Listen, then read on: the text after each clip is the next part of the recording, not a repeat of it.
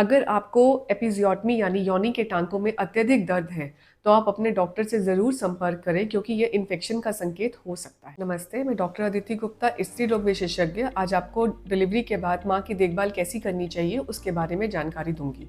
प्रसव यानी डिलीवरी के बाद माँ का ध्यान रखना उतना ही जरूरी है जितना कि प्रेगनेंसी के दौरान। शिशु के जन्म के बाद माँ के शरीर में शारीरिक व भावनात्मक बदलाव आते हैं जो कि सीधा असर माँ की सेहत पर पड़ता है। प्रसव यानी डिलीवरी के बाद माँ की देखभाल इमीडिएटली हॉस्पिटल में ही शुरू हो जानी चाहिए, जो कि 6 से 8 हफ्ते तक चलनी चाहिए, चाहे वो नॉर्मल डिलीवरी हो या फिर सिजेरियन सेक्शन हो। अगर आपकी नॉर्मल डिलीवरी हुई है तो प्रसव के बाद आपका अपना खुद का ध्यान रखना आसान है। नॉर्मल डिलीवरी के दौरान आपको एपिजियोटमी या योनि में टांके लगते हैं जिसका दर्द आपको कुछ हफ्ते तक महसूस हो सकता है, जिसके लिए आप डॉक्टर से दर्द निवारक क्रीम या स्प्रे ले सकते हैं। घाव की बर्फ से सिकाई करें या फिर अपनी सुविधा के अनुसार आप गर्म पानी के टब में भी बैठ सकते हैं। जब तक घाव नहीं भरता है तब तक आप सॉफ्ट पैडेड रिंग्स या सॉफ्ट तकिए पर ही बैठें। अगर आपको एपिजियोटमी यानी योनि के टांकों में अत्यधिक दर्द है तो आप अपने डॉक्टर से जरूर संपर्क करें क्योंकि ये इन्फेक्शन का संकेत हो सकता है।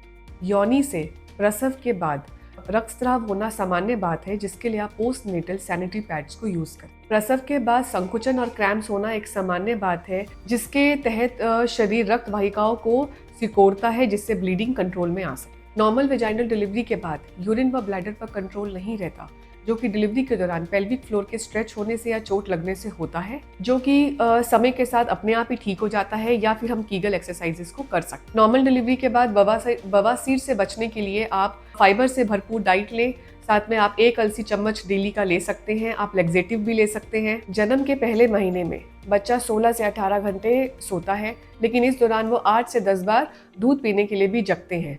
ऐसे में नींद पूरी करने का सबसे अच्छा तरीका है कि जब आपका बच्चा दूध पीकर सोए तो उसके साथ आप भी सो जाएं ताकि आपकी नींद पूरी हो सके। रोजाना 7 से 8 घंटे की नींद लेना बहुत जरूरी है। शिशु की देखभाल में शिशु का ध्यान रखना, शिशु के डायपर बदलना, शिशु को साफ रखना, शिशु को दूध पिलाना, डकार दिलाना सभी नई माँ को करना पड़ता है, जिससे माँ जो है वो अधिक थकान महसूस करती है और हार्मोनल इम्बैलेंस की वजह से मरीज में बेबी ब्लूज या पोस्टमार्टम डिप्रेशन हो सकता है, जैसे कि मरीज का बार बार रोने का मन करना, बेचैनी होना, किसी काम में मन ना लगना, नींद ना आना।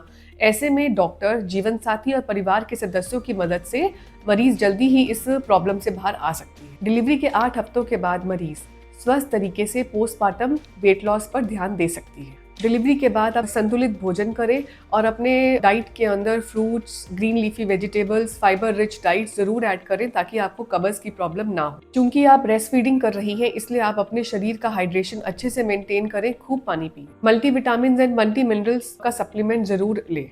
डिलीवरी के बाद स्ट्रेच मार्क्स व मिलाज्मा, जिसे हम झाइयाँ कहते हैं, जो हो जाती है पेशेंट्स में, इसके लिए आप अच्छे से अपने शरीर की मालिश कराएं। अपने शरीर को अच्छे से आप मॉइस्चराइज करके रखें, अच्छे से अपना हाइड्रेशन मेंटेन करें, तो ये धीरे धीरे समय के साथ अपने आप कम हो जाती हैं और ख़त्म हो जाती हैं। Thank you.